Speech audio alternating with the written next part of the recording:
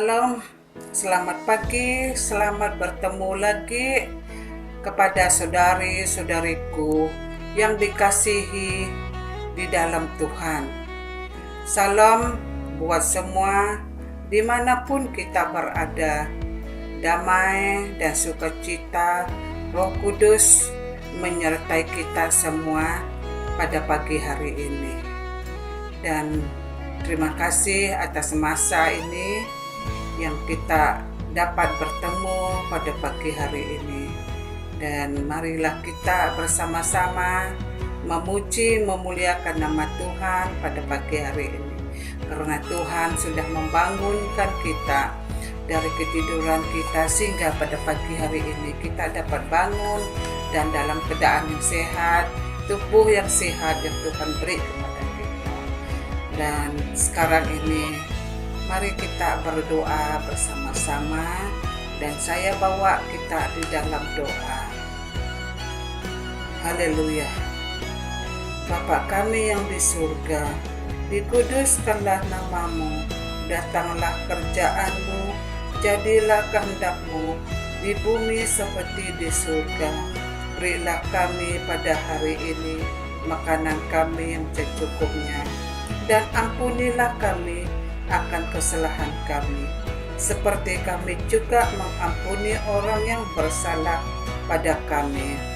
Dan jangan membawa kami ke dalam pencobaan, tetapi lepaskanlah kami daripada yang jahat. Karena Engkaulah yang punya kerjaan dan kuasa sampai kemuliaan sampai selama-lamanya. Amin. Ya Tuhan, Bapa kami di surga, kami datang kepadamu Bapa, merendahkan diri kami di hadapan Tuhan. Saat pada pagi hari ini Tuhan, kami datang padamu Tuhan. Sebelumnya Bapa, kami meneruskan doa, ataupun sebelum kami meneruskan kebaktian kami pada pagi hari ini, terlebih dulu Tuhan, kami memanggilkan Engkau, memimpinkan kami, menyertaikan kami Bapa.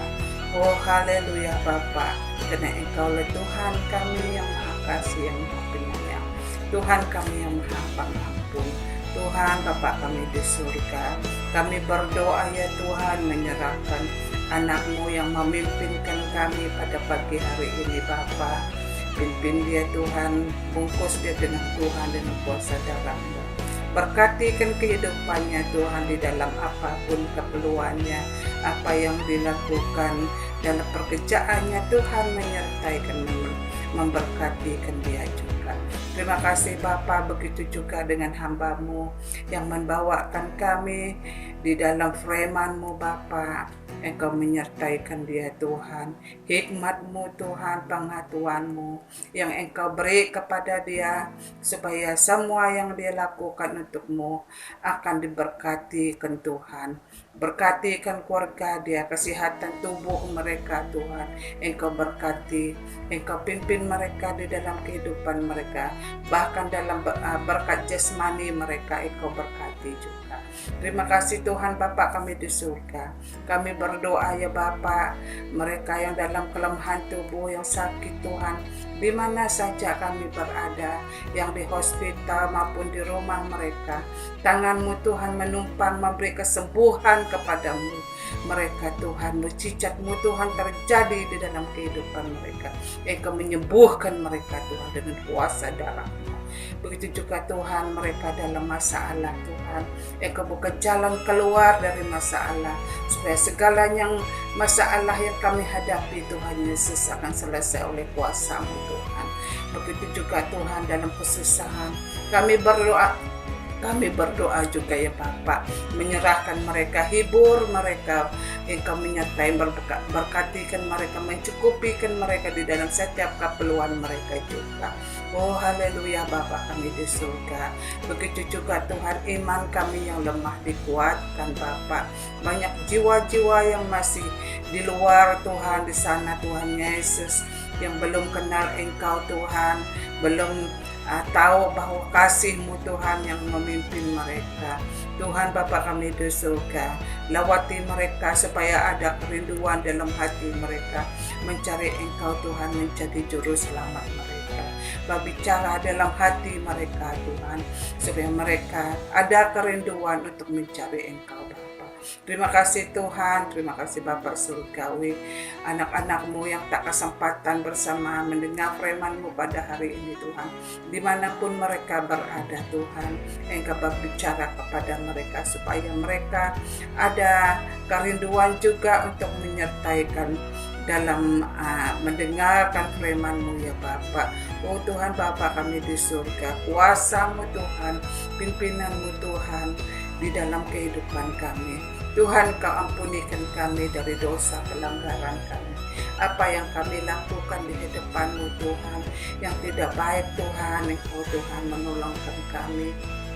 Engkau berbicara kepada kami Bapa. Kuasa-Mu Tuhan, mujizat-Mu Tuhan terjadi dalam hidup kami. Terima kasih Tuhan, ini doa kami. Kami mohon doa kami Tuhan dalam nama Tuhan. Bapa kami di surga, kami berdoa ucap syukur. Haleluya, dalam nama Tuhan kami berdoa. Amin. Shalom, selamat pagi. Mari kita sama-sama memuji Tuhan dengan lagu pujian kita yang pertama, Sungai Sukacitamu. Sungai sukacitamu mengalir dalamku. Oh yes, yes, yes, yes, anggur sukacitamu melimpah dalamku.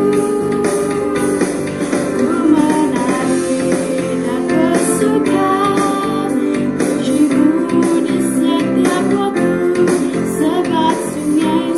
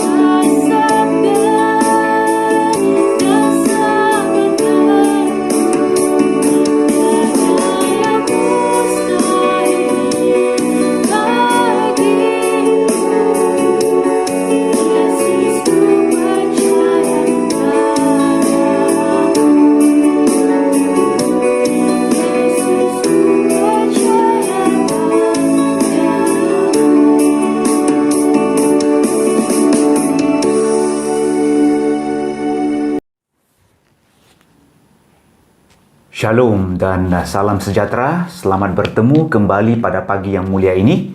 Saya percaya Tuhan menyertai Anda sepanjang minggu ini. Dan saya percaya engkau, saudara-saudara semua, juga menikmati masa yang terbaik bersama dengan keluarga dan juga dalam hadirat Tuhan. Haleluya. Baik, kita tidak mau buang masa pada pagi yang mulia ini. Saya akan terus bicara tentang firman Tuhan dan saya percaya bahwa firman ini juga akan membantu dan mendorong Anda untuk terus ikut Tuhan dengan setia. Puji Tuhan. Pada pagi hari ini saya mau bicara soal melalui ujian. Haleluya. Sikap iman kita sewaktu melalui ujian. Sikap iman kita sewaktu melalui krisis. Baik, saya akan baca daripada buku Ibrani pasal 12.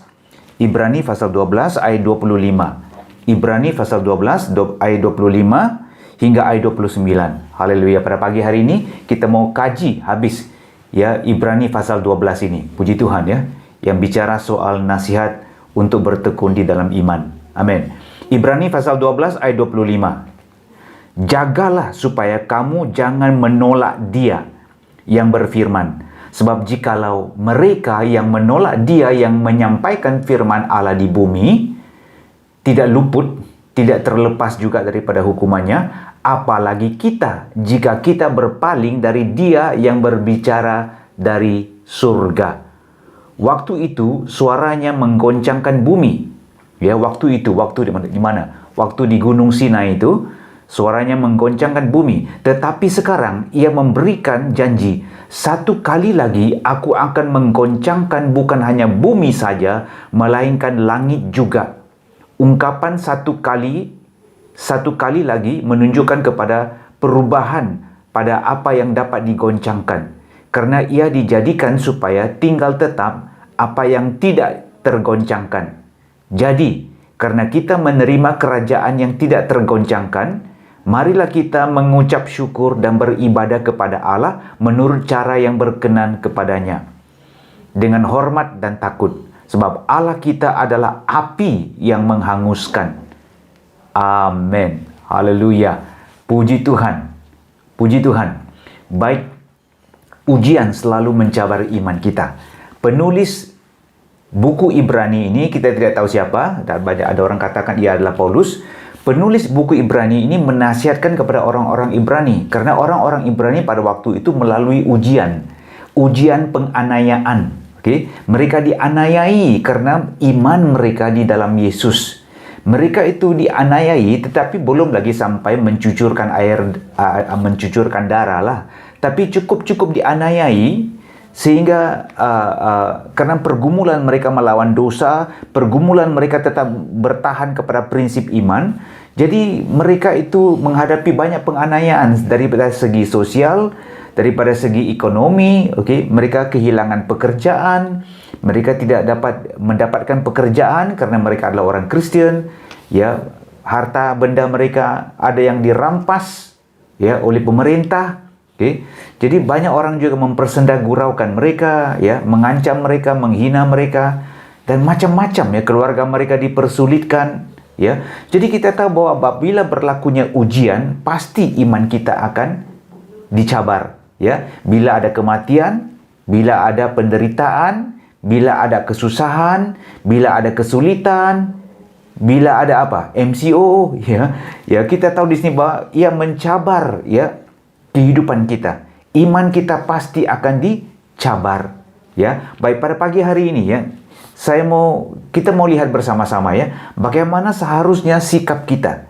Kita hanya fokus kepada pasal ini saja. Bagaimana seharusnya sikap iman kita sewaktu melalui ujian. Ini dia, krisis yang berpanjangan ini merupakan satu bentuk ujian ini, ya. Kalau MCO itu diperpanjangkan lagi, pergerakan itu diperpanjangkan lagi, setiap orang itu dalam keadaan stres ini, ya. Apa yang harus kita buat? Yang pertama itu kita mesti datang kepada Allah yang hidup untuk mendengarkan suaranya. Amin. Yang pertama, datang kepada Allah yang hidup dan memperdengarkan suaranya. Puji Tuhan, haleluya. Jangan kita menolak Dia yang berfirman. Dalam masa ujian ini Allah sedang berfirman. Dalam masa ujian ini Allah sedang bersuara kepada kita. Amin. Dan kita mau dengarkan suaranya. Jangan kita menolak dia yang berbicara. Allah dari dulu berbicara di bumi, di atas gunung Sinai. Masih ingat lagi? Di atas gunung Sinai. Okey. Tapi kali ini dia tidak lagi berbicara dari gunung Sinai. Dia berbicara dari surga. Ya. Jadi kita mesti mau dengan berani datang kepada Allah yang hidup ini. Kita mesti memberanikan diri untuk selalu datang dan mendekati dia. Amin. Jadi penulis buku Ibrani ini katakan bahwa kita harus mendekati dia, datang kepada dia. Dan dia katakan di sini ialah kita bukan lagi datang kepada dia seperti dulu-dulu di Gunung Sinai. Ya, karena kalau dulu-dulu di Gunung Sinai itu kalau suara Allah berbicara, wah macam gemuruh, ya. Seperti sangkakala bunyi yang kuat betul, ya. Hamka, sampai cuping telinga kita tidak boleh dengar. Musa katakan, tak tahan aku mendengar suara itu. Terlalu kuat, terlalu gemetar, terlalu takut. Sampai semua orang Israel katakan, cukup, cukup, cukup. Kami tidak mau dengar suaranya Tuhan ini lagi. Cukup sudah, kami tidak mau dengar lagi. Tak tahan kami mendengarnya karena gemetar, ya, gemuruh kuat. Itu yang berlaku. Jadi yang para penulis Ibrani ini katakan bahwa kamu tidak lagi datang kepada Gunung Sinai. Tapi sekarang kamu telah datang ke Bukit Sion. Amin. Dalam pasal yang sama, di Ibrani pasal 12, dikatakan begini, ya, kamu telah datang ke Bukit Sion. Mana? Ayat yang ke-22, kita akan baca, ya. Ayat yang ke-22. Tetapi, kamu sudah datang ke Bukit Sion, ke kota Allah yang hidup, Yerusalem surgawi, dan kepada beribu-ribu malaikat, satu kumpulan yang meriah, dan kepada jemaat anak-anak sulung yang namanya terdaftar di surga, dan kepada Allah yang menghakimi semua orang, dan kepada roh-roh orang-orang benar yang telah menjadi sempurna. Amin. Dan kepada Yesus, pengantara perjanjian baru, dan kepada darah pemercikan yang berbicara lebih kuat daripada darah Habel. Amin. Kamu telah datang ke Bukit Sion. Amin. Kalau kamu sudah melalui ujian ataupun melalui penderitaan ini, sikap kita ialah kita harus datang kepada Tuhan yang hidup. Datang kepada Yesus sebagai pengantara kita. Datang bersama-sama dengan orang-orang kudus, dengan semua manusia. Amin. Karena apa? Tuhan mau kita mendengarkan suaranya. Haleluya. Kita akan bersama-sama dengan malaikat-malaikat yang lain, ya, untuk datang bersama-sama menyembah dia, memuji dia, dan mendengarkan suaranya. Haleluya. Ini adalah perjanjian baru, ya. Kita tahu di sini bahwa kita datang kepada Yesus. Dia adalah pengantara kita bagi perjanjian yang baru. Darah pemercikannya itu lebih kuat berbicara daripada Habel. Ya, darah Yesus telah menyucikan kita. Darah Yesus itu telah memuaskan setiap keadilan, ya, yang dituntut oleh Allah. Karena Allah katakan setiap manusia yang berdosa harus mati. Jadi Yesus telah menggenapkannya lewat darahnya sendiri. Amin. Darah Habel itu tuntut untuk keadilan. Itu darah Habel, ya, tuntut untuk pembalasan. Itu darah Habel. Tapi darah Yesus apa? Katakan sudah selesai. Amin. Segala-gala keadilan itu sudah digenapi di dalam Yesus sendiri. Kamu tidak perlu lagi rasa dihukum. Kamu tidak perlu lagi rasa seperti akan dibinasakan oleh Allah. Tidak ada lagi, ya. Kamu jangan lagi tuntut pembalasan, karena pembalasan itu sudah selesai di atas kayu salib. Ya, itulah darah Yesus itu kuat. Ya, dia sudah katakan bahwa sudah dituntut, selesai, ya, keadilannya. Ya, dan pembalasan itu juga Allah sudah balas semuanya di atas Yesus di kayu salib. Jadi kita tidak perlu lagi rasa dihukum kalau kita melalui penderitaan. Namun kita perlu siapkan diri kita, karena kita tahu bahwa Allah mau berbicara dengan kita dengan cara yang luar biasa. Karena di Bukit Sion, di mana-mana kita berada, amin, di Sungai Udang kah, di Miri kah, di Belaga kah, ya, di Lawas kah, di Kalimantan kah, di pedalaman hutan kah, sedang kau bekerja, beroperasi kah, kamu boleh datang dan berteriak kepada Dia. Kamu boleh ada jalan masuk ke dalam hadirat Tuhan, ya, kepada Yerusalem surgawi. Haleluya. Kamu boleh datang dan mendengarkan Dia. Kali ini suaranya bukan lagi seperti gemuruh. Suaranya itu sangat berkuasa dan luar biasa, cukup ampuh, orang bilang ya, cukup ampuh, berarti cukup berkuasa dan sangat berperibadi, penuh dengan kebenaran, penuh dengan kasih, ya. Ia memberikan manfaat, ia dapat membangunkan iman kita, ia dapat menguntungkan jiwa kita. Jadi suara Tuhan itu akan satu kali lagi akan kita dengar, dan kali ini kita tahu di sini bahwa jangan kita lemas, karena suara ini yang datang dari surga ini bukan saja menggoncangkan bumi, tapi dia akan menggoncangkan juga surga. Amin. Berartinya apa? Bumi dan surga akan digoncangkan. Berartinya semuanya akan digoncangkan habis. Yang tak kelihatan itu, apa yang tidak, dan yang tertinggal itu yang tidak tergoncangkan. Ya, yang digoncangkan itu apa? Sifat kanak-kanakan, sifat roh tidak percaya, roh hawa nafsu, ya, roh bingung, kekeliruan, fikir lagi mau hidup, kembali lagi cara hidup yang lama, cepat panas, ya, lekas marah, sikap mau lagi memuaskan nafsu, mau kembali lagi kepada cara-cara yang lama, yang dulu. Tuhan mau goncangkan habis semua ini melalui ujian penderitaan ini. Tuhan mau pulihkan semua. Itulah sebabnya kita mesti mau memberanikan diri dalam masa ujian seperti ini. Kita mesti memberanikan diri untuk menghampiri Dia. Amin. Ibrani pasal 12 ayat yang ke-12 katakan begini. Sebab itu kuatkanlah tangan yang lemah dan lutut yang goyah, dan luruskanlah jalan bagi kakimu, sehingga yang pincang jangan terpelecok, tetapi menjadi sembuh. Haleluya, puji Tuhan ya. Jadi jangan takut. Kuatkan kakimu, kuatkan hatimu, kuatkan tanganmu, dan melangkah datang mendekati Tuhan. Amin. Supaya kamu dapat dipulihkan, supaya kamu dapat disembuhkan. Bagaimana? Apabila kamu mendengarkan suaranya. Amin. Suaranya sangat berkuasa, suaranya itu cukup luar biasa, yang menjadi kekuatan bagi diri kita. Haleluya. Kamu tahu atau tidak bahwa kita diciptakan untuk mendengarkan suara Tuhan. Kita diciptakan untuk dituntun oleh suara Tuhan. Itulah buku Ibrani tadi kita katakan di sini bahwa jangan menolak Dia yang berfirman. Amin. Jangan menolak Dia yang berfirman, karena kita adalah umat-Nya. Amin. Mengapa kita menolak Dia yang berfirman? Karena ada orang itu salah faham. Apabila mereka masuk penderitaan, apabila mereka masuk ujian, mereka tidak boleh mengerti. Tidak faham kenapa Allah mau membiarkan mereka melalui ujian yang seperti ini. Mereka tidak faham. Ya, jadi maka itulah mereka itu tolak terus suara Tuhan. Mereka tolak terus kebenaran Tuhan. Ya, mereka tidak mampu melihat maksud Allah yang baik dalam penderitaan ini. Ya, mereka tidak dapat lihat maksud Allah yang baik di dalam penderitaan ini. Baik, dalam penderitaan ini kita tahu, balik baca Ibrani pasal 12 ya. Balik baca habis Ibrani pasal 12. Ya, ini kerja rumahmu ya. Ya, kita tahu di sini bahwa dalam ujian ini para Ibrani menulis bahwa ujian ini ialah dia mau kita lihat bahwa Bapa itu tegas terhadap kita. Dia mau kita mendengar suara Tuhan. Suara Tuhan itu masih tetap tegas. Dia akan menggoncangkan habis kita.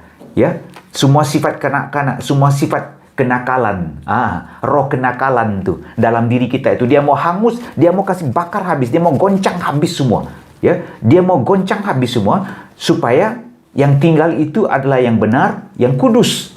Haleluya. Dia mau kita dengar suara Bapa yang tegas, yang penuh dengan kasih. Ya, supaya kita tetap setia di dalam penderitaan ini. Amin. Dalam penderitaan itu Tuhan katakan Dia mau mengajar kita sebagai anak. Ya, sebagai anak. Dia sebagai Bapa akan terus mengajar kita, mendidik kita, ya, supaya kita boleh mengambil bahagian di dalam kekudusannya. Supaya kita boleh mengalami duka cita yang membuat kita bertobat daripada sifat-sifat kebodohan kita, supaya kita bertobat daripada semua kenakalan dan sifat kanak-kanak kita, supaya kita boleh menghasilkan kebenaran dan damai sejahtera di dalam diri kita. Itu Dia yang berlaku. Amin. Haleluya. Dalam Ibrani pasal 12 ayat yang kelima dikatakan begini, dan sudah lupakah kamu akan nasihat yang berbicara kepada kamu seperti kepada anak-anak? Hai anakku, janganlah anggap enteng, janganlah kamu hina didikan Tuhan, disiplin Tuhan, dan janganlah putus asa apabila engkau diperingatkannya. Karena Tuhan menghajar, mendisiplinkan orang yang dikasihinya, dan ia menyesah, memukul orang yang diakuinya sebagai anak. Dan jika kamu menanggung ganjaran, ya, tahan menerima penderitaan ini, yang Allah memperlakukan kamu seperti anak, di manakah terdapat anak yang tidak diajar oleh ayahnya? Tetapi, ayat yang ke-8, jikalau kamu bebas dari ganjaran yang harus diderita setiap orang, maka kamu bukanlah anak, tetapi anak-anak gampang. Tahu anak-anak gampang? Anak-anak haram tu, ya. Okey. Selanjutnya, dari ayah kita yang sebenarnya kita beroleh ganjaran, dan mereka kita hormati. Kalau demikian, bukankah kita harus lebih taat kepada Bapa segala roh supaya kita boleh hidup? Sebab mereka mendidik kita, ya, siapa itu? Ayah kita mendidik kita dalam waktu yang pendek sesuai dengan apa yang mereka anggap baik. Tetapi Dia, Bapa kita yang di surga, mendidik kita, menghajar kita untuk kebaikan kita, supaya kita beroleh bahagian dalam kekudusannya. Memang tiap-tiap ganjaran, ya, tiap-tiap balasan itu, tiap-tiap hukuman itu pada waktu ia diberikan, ya, tidak mendatangkan sukacita. Ya, kalau kita sudah melalui disiplin, kalau kita sudah melalui ujian dan penderitaan, memang tak ada sukacita. Ya, kita rasa macam sedih saya kena hukum. Tetapi duka cita, ya, yang keluar itu duka cita. Ya, tetapi kemudian ia menghasilkan buah kebenaran yang memberikan damai sejahtera kepada mereka yang dilatihnya. Itu luar biasa. Amin. Haleluya, itulah dia luar biasa, ya. Tuhan mau menghajar kita, Tuhan mau mendidik kita, Tuhan mau mendisiplinkan kita. Haleluya, haleluya. Setiap hari kamu berdoa, Tuhan, Tuhan, bila kami boleh keluar. Tuhan, Tuhan, bila pandemik ini boleh selesai. Bapa, Bapa, bila kami boleh keluar rumah. Bapa, Bapa, bila kami boleh kembali ke gereja. Bapa, Bapa, dan Bapa bilang tunggu, tunggu, tunggu, tunggu, tunggu. Kamu jawab, susah, susah, menderita, dalam keadaan berduka ini, susah ini, stres kami dalam rumah. Bapak bilang, bukan stres, aku membawa kamu melalui ujian ini, supaya kamu lebih mengenali aku, supaya kamu akan mendengar suaraku. Kalau kamu sudah sibuk-sibuk ke sini ke sana, ya, malah pun juga ke gereja melakukan aktiviti semua ke sini ke sana, ke sini ke sana, kamu tidak dengarkan suaraku. Sekarang aku mau buat supaya kamu itu kembali mendengarkan suaraku. Itu yang berlaku. Dan mungkin kamu jawab, Tuhan, tak tahanlah aku ini, tak biasa. Penulis itu katakan, kamu menderita, belum lagi mencucurkan darah, belum lagi mencucurkan darahmu, ya. Tahan-tahan saja. Kalau tidak tahan, lihatlah kepada Yesus, ingat kepada Yesus, ya. Ingat bagaimana Yesus itu menderita sewaktu dia melalui ujian. Ibrani pasal 12 ayat yang pertama, ya. Dan ayat kedua dan ayat yang ketiga. Oke, ayat yang pertama, ya. Karena kita baca ayat yang kedua dulu. Marilah kita melakukannya dengan mata yang tertuju kepada Yesus, yang memimpin kita dalam iman dan yang membawa iman kita itu kepada kesempurnaan, yang dengan mengabaikan kehinaan tekun memikul salib ganti sukacita yang disediakan bagi Dia yang sekarang duduk di sebelah kanan takhta Allah. Ingatlah selalu akan Dia yang tekun menanggung beban bantahan yang sehebat itu terhadap dirinya, ya, dari pihak orang-orang berdosa, supaya jangan kamu menjadi lemah dan putus asa. Dapat ayat yang keempat. Dalam pergumulan kamu, dalam penderitaan kamu melawan dosa, kamu belum lagi sampai mencucurkan darah. Nah, ini dia yang berlaku, ya. Ini dia yang berlaku. Jadi kita tahu di sini bahwa apa? Kita perlu Kita perlu ingat selalu akan Yesus yang tekun menanggung segala-gala bantahan terhadap orang-orang jahat, ya, yang melawan Dia. Okey, kita ingat Dia supaya kita kembali bersemangat, supaya kita tidak lemah, supaya kita tidak putus asa. Nah, ini dia yang berlaku. Puji Tuhan, ya. Supaya kita tidak putus asa. Ini dia, ya, yang berlaku. Puji Tuhan. Baik. Ayat yang pertama katakan begini, karena kita mempunyai banyak saksi bagaikan awan yang mengelilingi kita, marilah kita menanggalkan semua beban dan dosa yang begitu merintangi kita dan berlomba dengan tekun dalam perlombaan yang diwajibkan bagi kita. Marilah kita melakukannya dengan mata tertuju kepada Yesus yang memimpin kita dalam iman dan yang membawa iman kita itu kepada kesempurnaan, yang telah mengabaikan kehinaan, tekun memikul salib, ganti sukacita yang disediakan bagi dia yang sekarang duduk di sebelah kanan takhta Allah. Puji Tuhan. Amin. Haleluya ya. Jadi itu yang berlaku ya. Jadi kita perlu tanggalkan semua beban-beban dosa dan kita mesti mau berlomba dengan tekun, dengan mata kita tertuju kepada Yesus. Ada amin? Haleluya. Dengan mata kita tertuju kepada Yesus. Haleluya. Ingat akan Yesus ya. Kita contohi Yesus di dalam ujian. Amin. Haleluya. Jadi kita sebagai anak dalam penderitaan ini, ya kita harus lihat diri kita sebagai anak dan dia sebagai bapa sedang membawa kita melalui ujian ini. Amin. Jadi kita mesti mau terima penderitaan ini, lihat penderitaan ini seakan-akan seperti hukuman dari Bapa. Amin. Haleluya. Dia akan mendidik kita ya. Bapa akan mendidik kita. Haleluya. Akan mendidik kita dan dengan cara yang luar biasa. Bapa akan mengajar kita. Ya, jadi kita tahu di sini bahwa kita mesti mau belajar terima penderitaan ini. Lihat penderitaan ini seakan-akan hukuman yang Tuhan jatuhkan ke atas kita untuk mendidik kita supaya kita menjadi anak yang dewasa. Supaya kita bertumbuh menjadi anak yang dewasa. Puji Tuhan. Haleluya. Saya mau katakan di sini bahwa suara Bapa pasti akan kedengaran kalau kita tunduk kepada didikannya. Kalau kita taat kepada didikannya, pasti kita akan mendengar suara Bapa berbicara kepada kita. Ini dia luar biasa. Maka saya katakan di sini ialah jangan kita melarikan diri daripada ujian. Amin. Sikap kita ialah lebih kita mau mendengarkan suara Tuhan. Amin. Suara Tuhan akan memimpin kita. Suara Tuhan akan menopang kita. Suara Tuhan inilah yang akan membolehkan kita melangkah maju ya dengan sikap yang betul. Haleluya. Supaya kita boleh masuk ke dalam tujuan kita, destiny yang Dia telah tetapkan bagi kita. Puji Tuhan. Amin. Jadi inilah masa ujian yang sangat terbaik ya. Pandemik yang begitu berpanjangan, cuti yang begitu berpanjangan, istirahat yang begitu berpanjangan adalah tujuannya Tuhan, maksudnya Tuhan untuk mendidik kita supaya kita boleh dilatih ya dalam roh kita, dalam telinga rohani kita untuk mendengarkan suara Tuhan.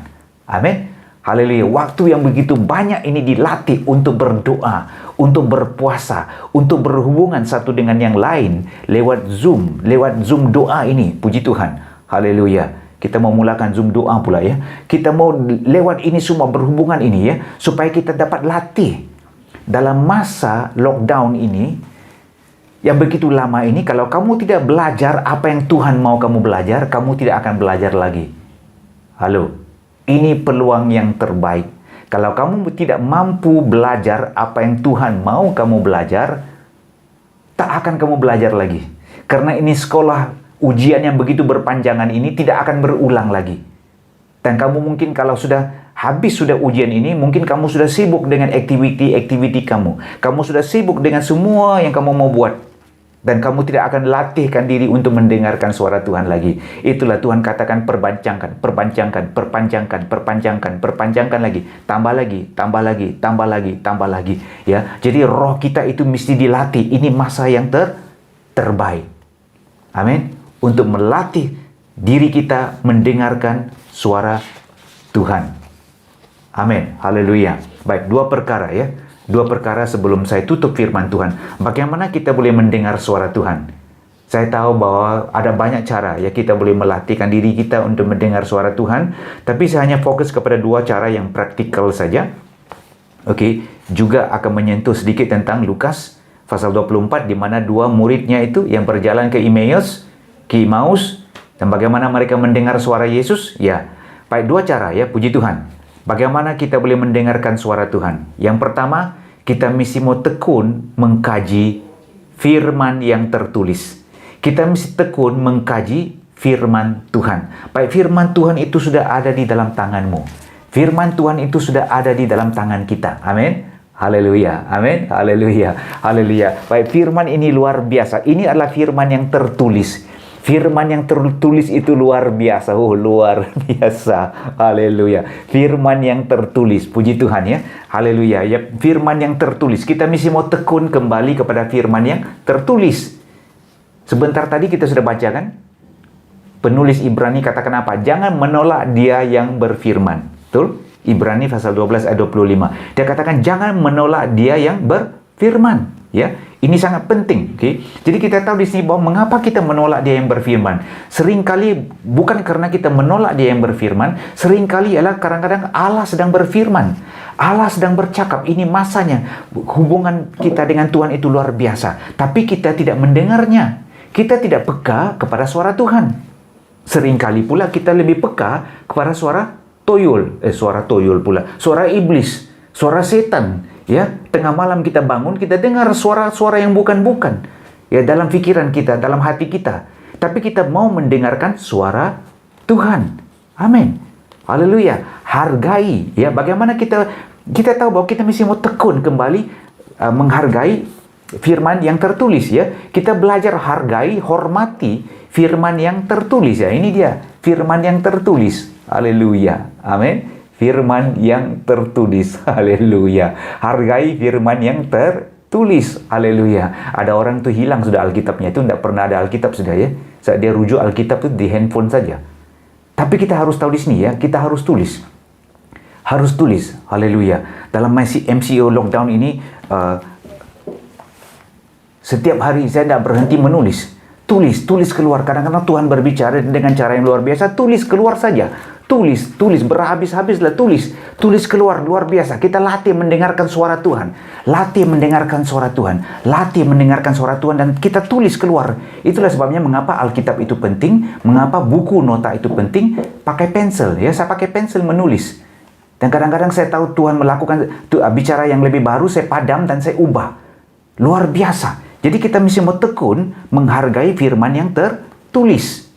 Apa yang terjadi dengan Yesus sesudah dia bangkit daripada kubur? Dia mendekati dua murid itu dan Yesus juga merujuk kepada firman kitab suci yang tertulis. Ya, sementara dia berbicara kepada murid-murid itu, apa yang terjadi? Ya, dia merujuk kepada firman yang tertulis. Karena firman yang tertulis itu adalah firman yang telah dikumpulkan, yang telah ditetapkan. Ya, firman yang tertulis itu telah ditetapkan. Pada waktu itu mereka tidak ada perjanjian baru. Mereka cuma hanya ada perjanjian lama. Yesus bicara kepada mereka dan hati mereka itu ya seperti api berkobar-kobar di dalam mereka. Sampai ke rumah di Emmaus itu, ya Lukas pasal 24, balik dan baca. Dalam Yesus buka, pecahkan roti, berikan mereka roti, mata mereka terbuka.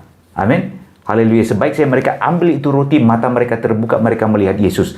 Ya, dan mereka katakan, bukankah hati kami itu berapi-api? Bukankah hati kami itu berkobar-kobar ketika dia berbicara dengan kami di tengah jalan dan ketika ia menerangkan kitab suci kepada kita?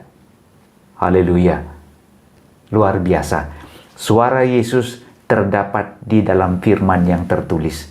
Kalau kita baca firman yang tertulis, Yesus akan kembali berbicara ke dalam diri kita. Puji Tuhan, ya. Suara Tuhan itu akan kita dengar kalau kita mengkaji firman Tuhan. Kalau kita mententeramkan hati kita, mententeramkan roh kita, sudah pasti kita baca. Tidak paham pun tidak apa-apa, baca saja.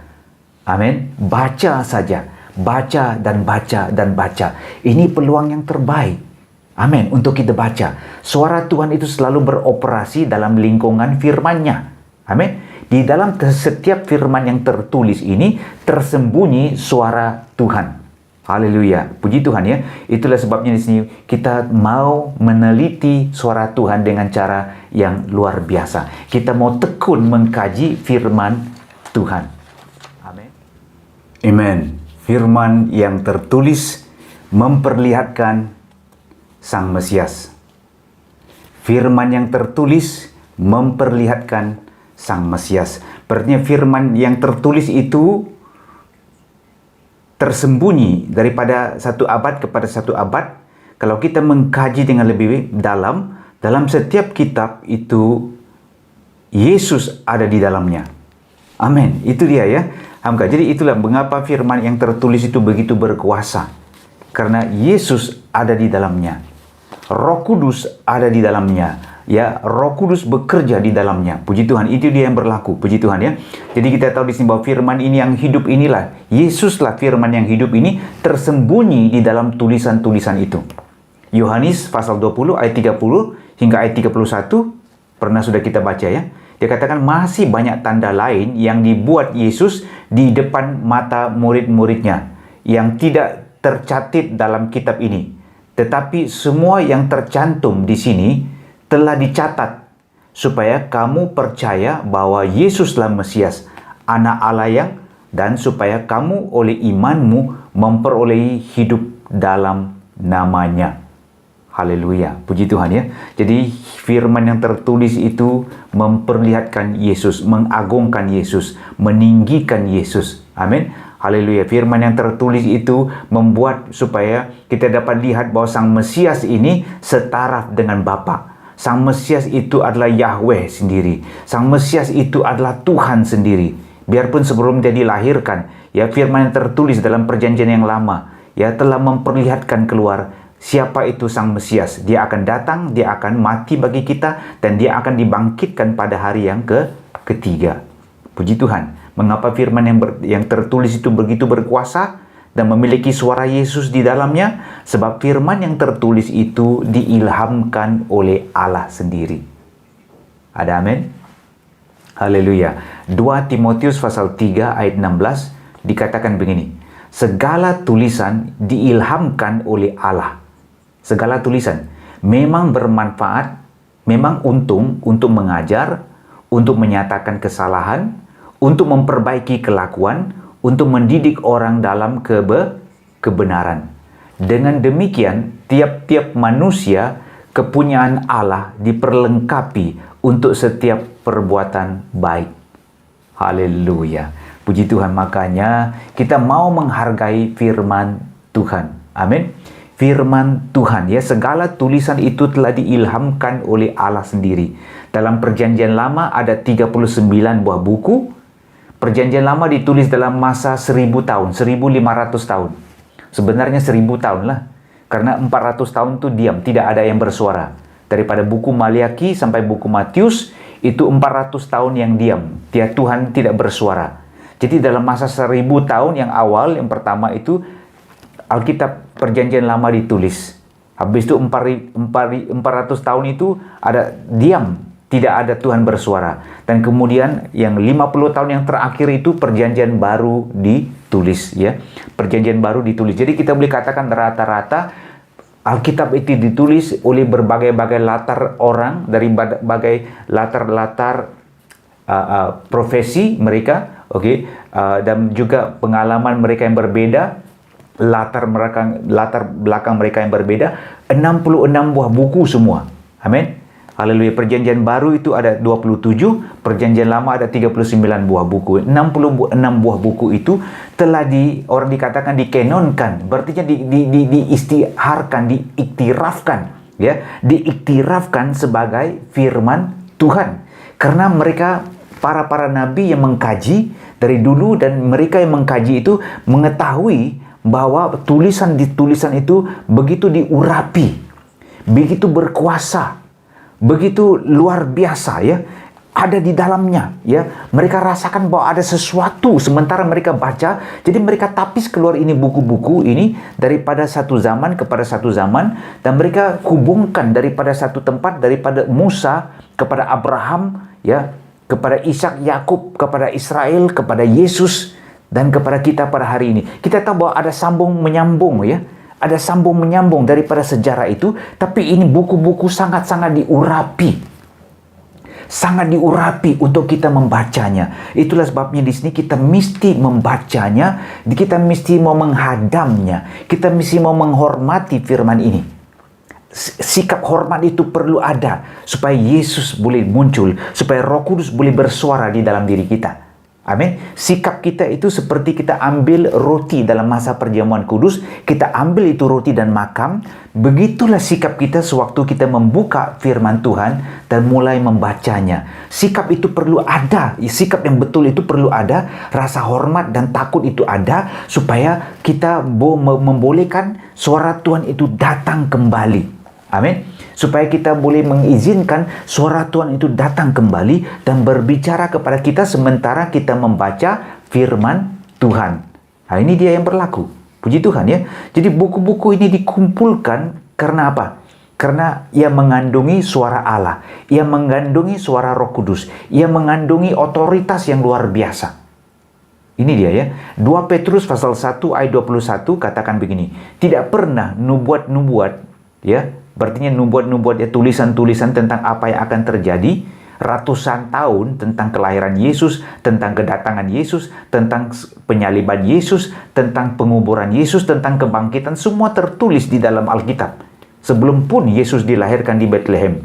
Ya, jadi luar biasa. Segala-gala nubuat ini dalam kitab suci dan tentang bangsa Israel, tentang bagaimana perjalanannya Israel itu dilahirkan, ya, menjadi sebuah bangsa, dan melalui Israel Yesus datang dan menjadi berkat kepada kita. Baik, semua ini dituliskan supaya kita boleh faham semua yang ada, supaya kita boleh tahu apabila kita menderita, kita tahu bahwa kita ini dalam sejarahnya Tuhan. Kita dalam waktu sejarah yang telah Tuhan tetapkan bagi kita. Itulah mengapa kita dilahirkan sekarang dalam zaman ini. Mengapa kita tidak dilahirkan dalam zaman Musa? Mengapa kita tidak dilahirkan dalam zaman yang akan datang? Tidak. Kita dilahirkan dalam zaman ini. Dan kita kalau melalui ujian dan penderitaan pun, kita tahu ada tujuannya, ada maksudnya Tuhan sediakan bagi kita. Amin. Haleluya. Ya, 2 Petrus pasal 1 ayat 21 katakan begini. Tidak pernah nubuat-nubuat dalam kitab suci dihasilkan oleh kehendak manusia, tetapi oleh dorongan Roh Kudus. Orang-orang berbicara atas nama Allah. Orang-orang berbicara atas pesanan Allah. Jadi manusia yang menulis Alkitab, tetapi manusia diilhamkan oleh Allah, digerakkan oleh Roh Kudus. Amin. Mereka digerakkan oleh Roh Kudus dan mereka menulis kitab itu. Puji Tuhan. Itulah sebabnya kitab suci itu berkuasa. Amin. Kitab suci itu begitu berkuasa, mengandungi suara Tuhan. Dan setiap kali dibaca, dirasanya lain. Mungkin kamu tanya, oh kalau saya baca Alkitab mengantuk aku. Tapi kalau aku buka majalah itu, yang soal ruangan gosip-gosip itu, seronok saya. Oh, ini adalah karena kamu belum membiasakan diri. Kita mesti mau membiasakan diri karena kita adalah ciptaan yang baru. Kita adalah anak Tuhan. Kita adalah umat Tuhan. Kita mesti mau membiasakan diri dengan firman Tuhan. Amin. Kita mesti mau membiasakan diri. Iblislah, hawa nafsu kita, sifat kita yang lama-lama ini membuat kita tidak membiasakan diri dengan firman Tuhan. Kita mesti mau makan firman Tuhan. Amin. Firman Tuhan ini sebenarnya memiliki otoritas atas hidup kita. Firman Tuhan itu begitu berkuasa. Karena ada suara Yesus di dalam, ada suara Roh Kudus di dalam, ada suara Tuhan terkandung di dalam. Ia begitu berkuasa sehingga firman ini yang tertulis ini memiliki otoritas atas hidup kita. Amin. Dia seperti guru kita. Ia seperti Tuhan kita atas kita. Firman ini berkuasa. Amin. Haleluya. Jadi kita tahu di sini bahwa sebentar sudah kita baca tadi, firman itu mengapa begitu berkuasa? Karena ia dapat menguntungkan jiwa kita. Ia dapat mendidik kita di dalam kebenaran. Amin. Haleluya. Kita dapat mendengar suaranya mengajar kita. Kalau ada orang tegur kita, Roh Kudus akan menegur kita. Kalau ada orang mengajar kita, Roh Kudus akan datang dan mengajar kita. Kalau ada orang mendisiplinkan kita, Roh Kudus akan datang dan mendisiplinkan kita. Kalau ada orang datang memberikan kita amaran, Roh Kudus akan datang dan memberi kepada kita amaran. Amin. Haleluya. Jadi kadang-kadang kan Tuhan boleh berbicara lewat hamba Tuhan yang diutuskan bagi kita. Sementara firman itu dibaca oleh hamba Tuhan, firman itu akan menegur kita, akan mendidik kita juga. Amin. Dan seterusnya firman itu tertulis untuk memperbaiki kita dalam setiap perbuatan baik. Amin. Di dalam setiap perbuatan baik. Kita akan dilengkapi di dalam setiap perbuatan baik. Nah, ini dia yang berlaku. Puji Tuhan ya. Jadi itulah dia saya katakan di sini ialah suara Tuhan terkandung di dalam firman yang tertulis. Maka janganlah kita anggap enteng. Janganlah kita menghina firman itu. Tanpa kita menghina firman itu, tanpa kita tidak akan dengar suaranya berbicara kepada kita. Tanpa kita memperkecilkan firman itu, tanpa kita menutup firman itu, tanpa kita tidak akan mendengar suaranya berbicara kepada kita. Itu dia yang berlaku. Jadi kita mesti mau tekun mempelajari firman yang tertulis. Ada amin? Haleluya. Yang kedua, amin, bagaimana kita boleh membuat supaya kita boleh kembali mendengar suaranya. Kita mesti mau tekun menyimpan perkataan Tuhan yang pernah ditujukan kepada kita sehingga roh kita itu menyala-nyala? Ada atau tidak? Mungkin kamu katakan, tidak pernah lah ada begitu. Baik, kalau tidak pernah pun, coba ingat balik. Ingat balik dalam kehidupan kamu, bila waktu ya firman Tuhan itu pernah bicara kepada kamu sehingga tersentuh hatimu. Amin. 2 tahun yang lalu, 6 bulan yang lalu, 1 minggu yang lalu, 15 tahun yang lalu, kata-kata itu yang diucapkan oleh hamba Tuhan dalam hidupmu sehingga pernah pada waktu itu membuat kamu menyesal, bertobat, membuat kamu sadar untuk kembali kepada jalan yang betul. Kata-kata itu mesti dihidupkan semula. Ada amin? Haleluya. Kata-kata itu mesti dihidupkan semula. Ya, kata-kata itu kalau dihidupkan semula itu bagaikan seperti api. Amin. Dia akan menghanguskan semua kebodohan kita. Amin. Dia akan menghanguskan setiap kesalahan kita. Dia akan menghanguskan setiap hawa nafsu kita. Jadi itu yang berlaku. Kita mesti mau menyalakan kembali api Tuhan dalam diri kita. Sebenarnya roh Tuhan sudah ada dalam diri kita. Kita perlu nyalakan roh itu. Nyalakan api itu. 2 murid dari Imaus itu katakan apa? Bukankah hati kami itu membakar. Ya, sewaktu dia berbicara kepada kami dan sewaktu dia membuka kitab suci dan menjelaskan daripada kitab suci itu kepada kami. Amin. Jadi itu yang berlaku ya. Jadi api Tuhan itu harus menghanguskan semua yang salah faham dalam diri kita tentang ujian, tentang penderitaan, tentang kematian. Ya, yang kita mau ialah kita mau menerima pengertian yang betul daripada Tuhan. Amin. Kita mau belajar. Kita mau supaya digairahkan. Kita mau supaya disemangatkan kembali. Amin. Semangat kita itu macam kelihatan mau pudar-pudar sudah ini. Ya, kita mau dihidupkan kembali api itu supaya ada sukacita, ada kasih, ada kuasa supaya kita mau mentaati Dia. Amin. 1 Tesalonika pasal 5 ayat 19 katakan begini, janganlah padamkan roh dan jangan anggap rendah nubuat-nubuat. Jangan anggap rendah perkataan-perkataan yang diucapkan oleh hamba Tuhan atas hidupmu. Itu dia nubuatan-nubuatan. Amin. Haleluya. Jangan padamkan roh. Ini memberikan pengertian bahwa jangan padamkan api Roh Kudus yang telah menyalakan rohmu. Jangan padamkan itu roh. Nyalakan kembali. Kalau sudah dipadamkan, nyalakan kembali. Kalau sudah mati, hidupkan kembali. Amin. Bagaimana mau hidupkan kembali? Ingat kembali ya. Ingat kembali nubuat-nubuatan yang dilakukan oleh orang lain yang diucapkan atas hidupmu. Kalau kamu katakan, manalah ada nubuat yang orang ucapkan atas saya. Ingat kembali setiap firman yang telah kamu dengar ini sekian tahun ini, berminggu-minggu ini, yang di dalam hidupmu. Ingat kembali mana perkataan itu yang masih kamu dapat ingat. Biar 1 perkataan, biar 2 perkataan, biar 3 perkataan. Hanya sedikit saja. Orang bilang apa? Spark.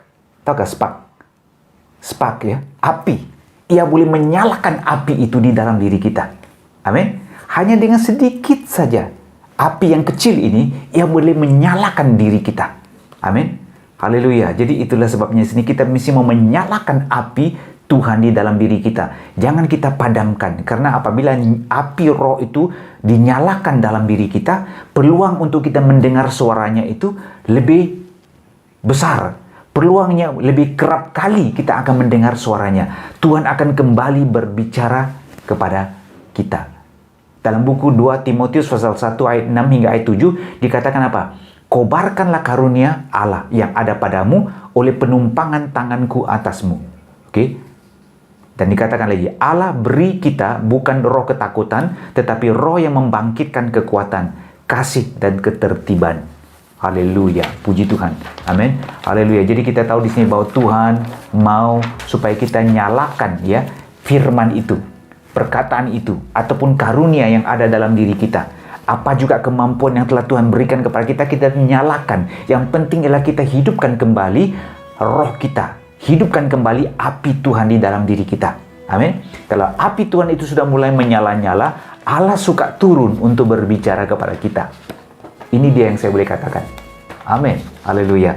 Baik, kamu masih ingat lagi dalam perjanjian lama, Tuhan menyuruh Musa mempersembahkan korban bakaran. Dan setiap kali korban itu dipersembahkan, api turun namanya dan menghanguskan korban bakaran itu. Dan kemudian api itu menyala-nyala di atas mezbah. Kemudian Tuhan katakan kepada Musa, beritahukan kepada para iman, pastikan api itu jangan dipadamkan siang dengan malam, biar ia terus membakar. Amin. Haleluya. Kita adalah bait Allah. Amin. Kita adalah bait Allah. Ini sangat penting. Kita adalah bait Allah. Dan kita mesti mau pastikan bahwa roh Tuhan itu pasti menyala-nyala di dalam diri kita. Jangan biarkan ia dipadamkan. Ya, jangan biarkan ia dimatikan. Jangan biarkan ia dipadamkan, karena kita adalah bait Allah sendiri. Okay? Roh Kudus telah diam di dalam diri kita dengan cara yang luar biasa. Roh Kudus sudah ada di dalam diri kita, dan Roh Kudus itu akan terus menyala-nyala di dalam diri kita. Puji Tuhan, ya. Jangan biarkan api itu mati. Jangan dipadamkan. Amin. Supaya dengan menyalakan api Tuhan di dalam diri kita itu pasti, ya, lebih kita sensitif, peka kepada suara Tuhan. Amin. Haleluya, ya. Jadi itu dia yang saya mau katakan pada pagi hari ini. Semoga ia akan mendorong saudara-saudara semua. Semoga semuanya ini yang saya bicara ini boleh menguatkan saudara pada masa pandemik ini. Puji Tuhan. Mari kita berdoa. Tuhan Yesus, kami serahkan Tuhan pagi ini ke dalam tangan-Mu. Kami mohon Tuhan Engkau akan datang dan beracara dalam kehidupan kami.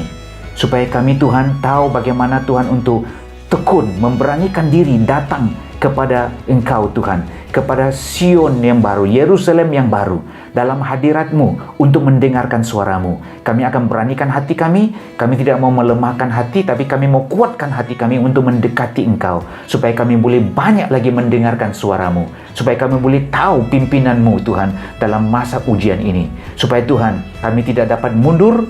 Kami tidak akan mundur, malah Tuhan kami akan siap Tuhan untuk bergerak maju bersama-sama dengan Engkau di dalam segala perkara. Terima kasih Bapa, kuatkan kami. Kami mau sungguh-sungguh beribadah kepadamu Tuhan, karena kami telah menerima satu kerajaan yang tak tergoncangkan ini. Haleluya, damai sejahtera, kasih, iman, semua sudah ada dalam hidup kami. Maka Tuhan kami akan pegang semuanya ini, supaya kami akan terus bertumbuh dan menjadi kuat dan menjadi berkat Tuhan kepada jemaat, kepada keluarga, kepada orang-orang di sekeliling kami. Terima kasih Bapa, kami serahkan Tuhan pagi ini ke dalam tangan-Mu. Dalam nama Yesus Kristus kami berdoa. Amin. Amin.